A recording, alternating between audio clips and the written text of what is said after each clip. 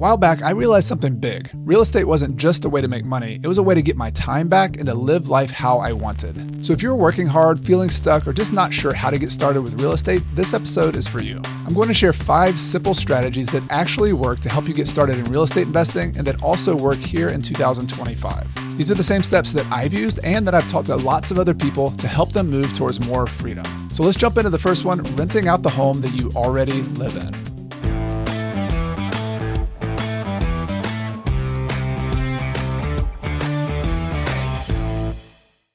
The strategy of renting out the home that you already live in is so simple that a lot of people overlook it, but it's one of the best strategies, especially to get started, but even if you wanted to grow your entire portfolio. Think about if you're a small and mighty real estate investor who wanted to buy 3, 4, 5 properties over the next 5 or 10 years. You could just live in a few properties yourself and then keep those as rental properties instead of selling them whenever you move out. And that could build your entire small and mighty real estate portfolio. So that's a huge advantage, simplicity of the strategy. But there's also some other benefits to doing this strategy. One of those is that it's very intuitive to pick the location of where you're going to invest and the type of property you're going to invest. This is one thing I love about real estate investing. You don't have to read a big fancy book or take a course to understand what it means to have a good location and a good property for you to live in. Just the property that you want to live in because you like living near a park or because you like being near the greenway where you can actually ride your bike or because it's near a coffee shop or it's in the right school district. Those criteria that matter to you will also matter to your future tenants. So you're picking one of the most important parts of a good real estate investment, which is the location and the type of property. You're doing that intuitively without having to have a fancy course or a book or anything else. You just know how to do it. So I think that's a big benefit of living in the property first. And then the other benefit is you don't necessarily want to live in any property in the right location. If you have a 3,000 square foot house with a lot of things that can break, that doesn't necessarily make a good rental property. For example, my favorite rental properties are single family houses, about 1,500 to 1,800 square feet that would have a 2-car garage, but that also have very low maintenance materials. Like I would love a brick exterior with maybe vinyl or metal on the trim of the property with windows that you don't have to paint, that don't have any wood surfaces, like hardwood floors and tile inside. So while you're living in the property, you can either buy a property that has a lot of those things, or you can install those or pay somebody else to install them so that when you eventually move out and keep that as a rental, it'll be low maintenance and you know exactly the work that's been done on that property. So those are a couple benefits. The final one though is the financing. The financing of real estate investments is one of the hardest parts about getting into your first rental properties. And when you live in a property, you've already got the financing. If you have a 30-year mortgage, you don't have to just pay that off whenever you move out. You can actually keep that mortgage and benefit from that over the long run. The second strategy that I recommend if you're getting started in real estate investing is something called house hacking. It's very similar to the first strategy I recommended in that you use the property that you live in as an investment.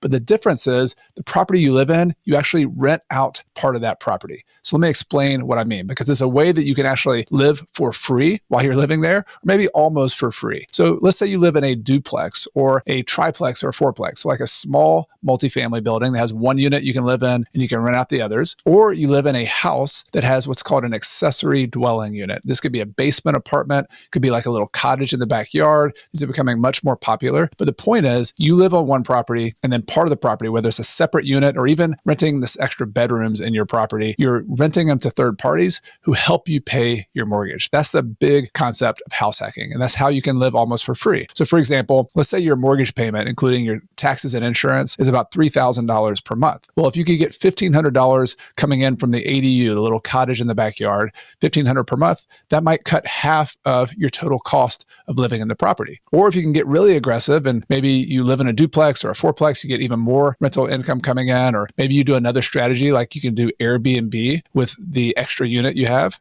Airbnb. Or you can do like a kind of a shorter term rental that generates a little bit more income. If you're willing to do that, you might get even more income. I know people who are paying 100% of their mortgage with the extra rent from the 1 or 2 or 3 other units in their property. So really awesome way to live for free or almost for free. But that's only the first benefit. There's some other benefits. Like for example, in the first strategy I mentioned, the financing is really important. Well, when you're getting into real estate, the down payment and the financing are big obstacles to getting your first properties. But if you do a house hack, the best financing programs are available for owner occupants. So for people who live in the property. So there are programs out there like FHA, which stands for Federal Housing Administration. There's other programs called the VA, which is a Veterans Administration loan. So if you're a veteran of our military services, you can get a 0% down loan for living in the property. But there's also other 5% and 10% down loan programs to buy even multifamily property, small multifamily. So you can get in with a lot smaller down payment, which is important when you're first starting. But then you also get really good loans, like 30-year fixed. Often the lowest interest rates you can get are with these same loan programs. So financing for house hacks is really awesome. And then the third benefit, which I learned for myself, when I lived in a fourplex, my wife and I did, we learned the rental business by living in the unit. So, it can be intimidating to become a landlord and have to learn all the details and the rules. Well, if you live in the property, you're kind of learning on the go. It's almost like you're an apprentice who's learning the business. But if you make a mistake, it's not as big a deal. You're there on the property. You can go talk to the plumber. You can be there with your tenants. And so I call it like a kind of an apprenticeship to being a landlord, where you learn how the business works. And then later on, as you get more experience, adding more rental properties will be less of a big deal because of that experience you had with house hacking. The third strategy that I recommend to get started with real estate investing is something I call the boring rental strategy.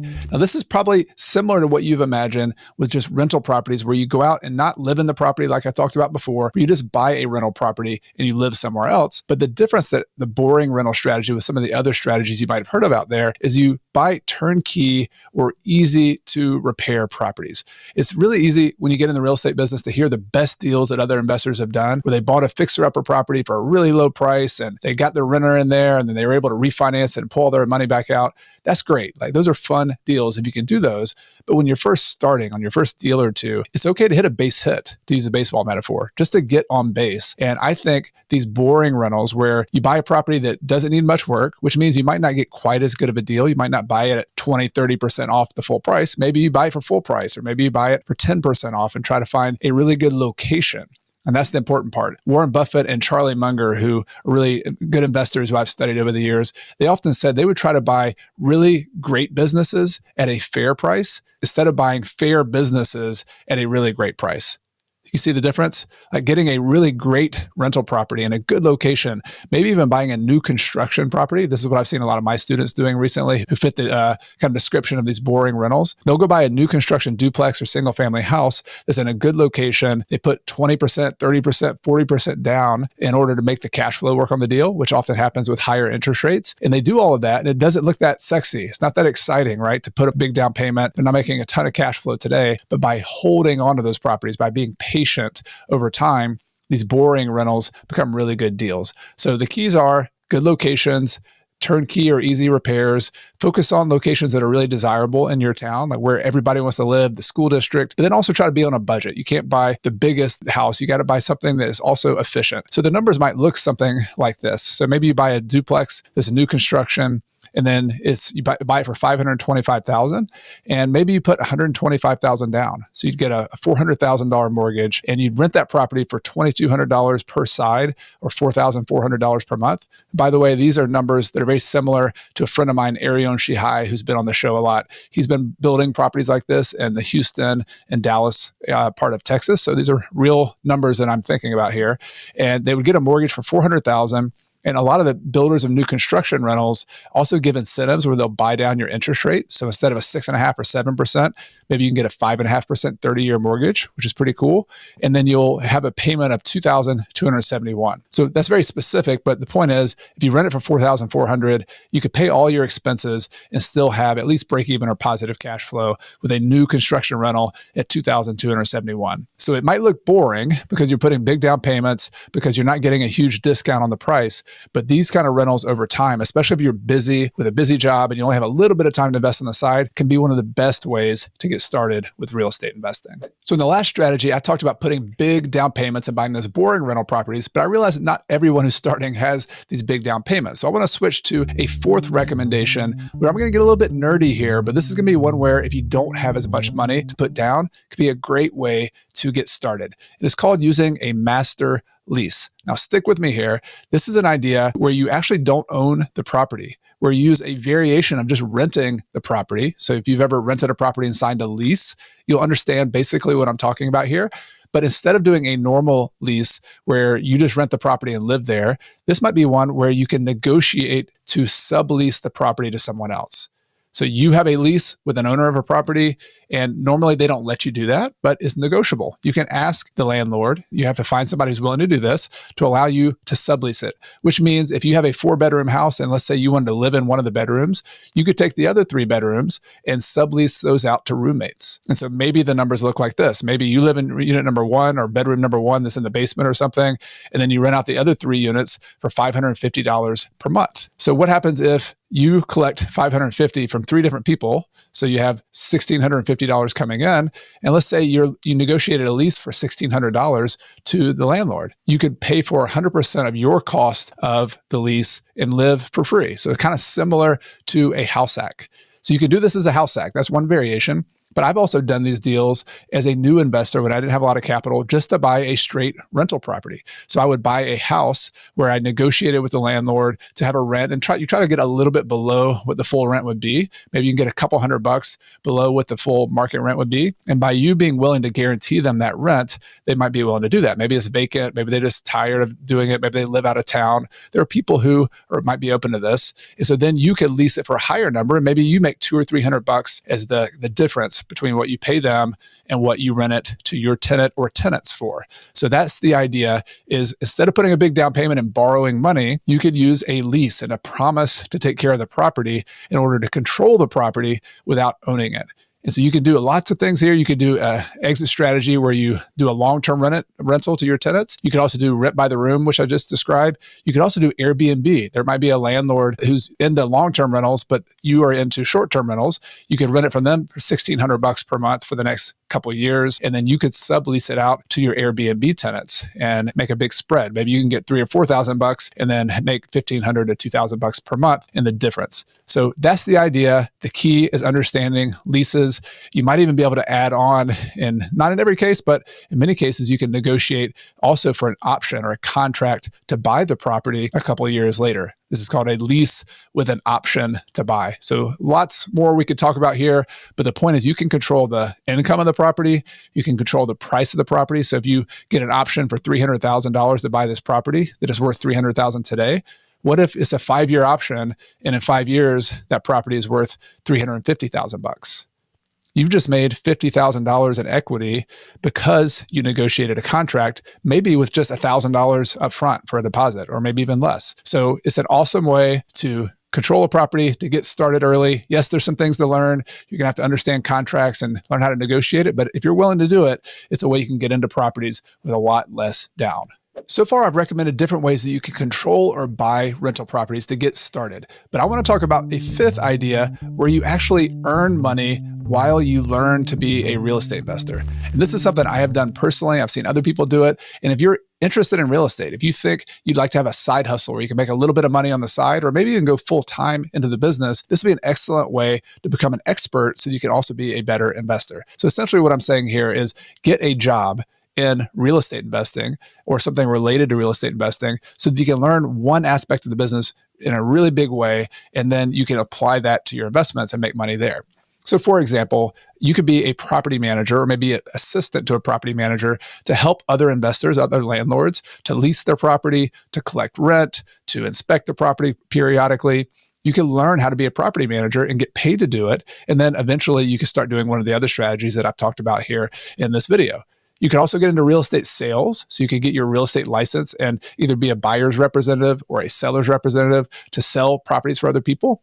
This would be a really big benefit because you would learn the better neighborhoods in town. You would learn what the market values are. You'd learn the appreciation potential in markets and parts of your town. So that could be really beneficial. You'll learn a ton while you earn commissions. So very similar to that, you could be a contractor or a project manager to learn how to do the repairs of the property or use a skill you already have. And then you could be investing on the side. You could even be a surveyor or a bookkeeper or a paralegal. There's so many different aspects of real estate. And if you have an interest, an affinity for that, or if you have a skill set to do one of those things, it makes a ton of sense to try to make some money with that and start a business or a part-time job or a full-time job doing that because you'll already be in the universe of real estate investing. Now, the caveat here is I know a lot of real estate agents, for example, who don't buy investment property. They just do the real estate business. So there are a lot of people who do that. if you're interested in real estate investing, you're going to go in with a lens of saying, I'm doing this so that I could be a real estate investor. It's easy to get sucked in to that actual business itself and kind of forget what your big picture goal was here. So you do have to keep that goal and still network and associate with other real estate investors as well. And maybe you go ahead and buy a rental property on the side while you're doing these other things. But these could be excellent ways to get paid to learn and to become an expert. And within a couple of years, you could then go apply that and make even more money as a real estate investor because of what you've learned. Now, I've given you 5 different strategies to get started in real estate investing. Can you remember what they were? Number 1, rent out your residence. Number 2, house hacking. Number 3, buying those boring turnkey style rental properties, even if you have to put a bigger down payment. Number 4, getting kind of nerdy and creative by using the master lease strategy. And number 5, not even starting with your first rental property, just getting in the business of real estate, period, and just making some money to earn while you learn. Now, the main question here is not about me and what I've done. It's about you. Which of these strategies makes the most sense to you? Are you interested in any of these 5 strategies I talked about? I would actually love to hear from you in the comments to see which one of those you are leaning towards. And then if you are ready to move forward and buy your next rental property, I want to recommend my next video. Is one of the most popular on my channel, which is how to buy your first rental property. It's a 10-step process that I go through in this YouTube video. I'd love for you to watch that. If you're ready to get started, you can find it if you're watching on YouTube by clicking on the thumbnail above me here. You can also get a link in the podcast or the YouTube description below. Best of luck with your next rental property with getting started with real estate investing. Thank you for watching, and I'll see you in the next video.